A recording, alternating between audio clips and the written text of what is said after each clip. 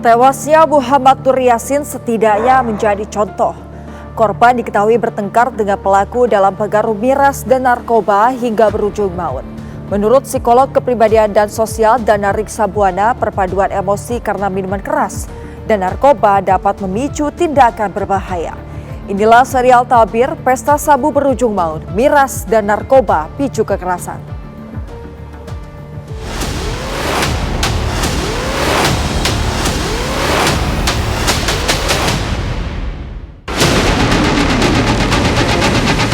Terdapat luka tusuk di bagian sebelah kanan, jadi ada 4 luka tusuk. Dikarenakan cekcok, kemudian tersangka juga melakukan pemukulan pertama kali terhadap korban, kemudian korban melakukan perlawanan. Pada saat keadaan terdesak, maka tersangka menghunuskan badik ke arah korban. Dia terpukul karena melihat sosok ayahnya udah terbaring lemah.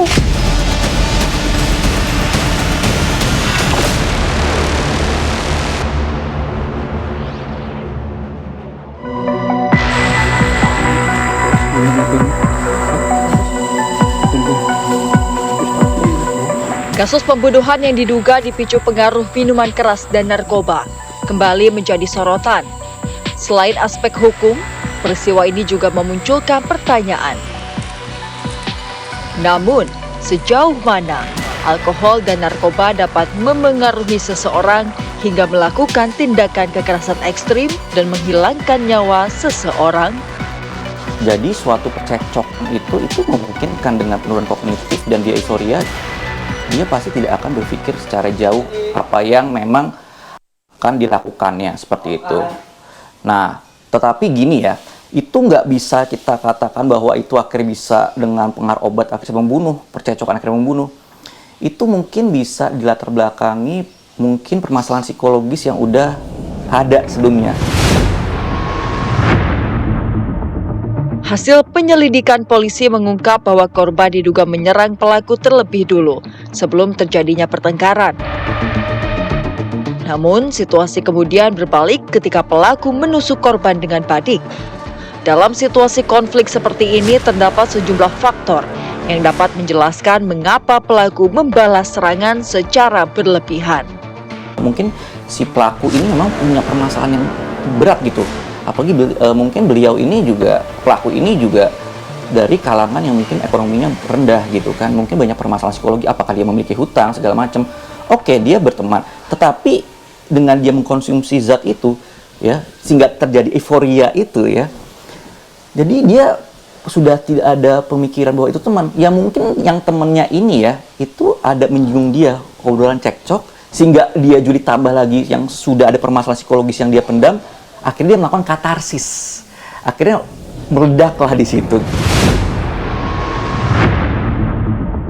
Pertengkaran yang dipicu konflik sepele ketika diiringi emosi yang tak terkendali dapat berakibat fatal, terlebih dalam pengaruh alkohol maupun narkoba.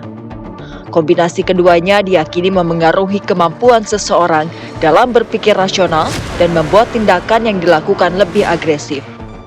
Punya beban yang berat mungkin ya di permasalahan psikologisnya dari mungkin dia ekonomi kah, dia mungkin sekarang kan juga lagi banyaknya pinjol kah, itu saya nggak tahu ya apakah dia juga punya permasalahan dengan istrinya atau gimana.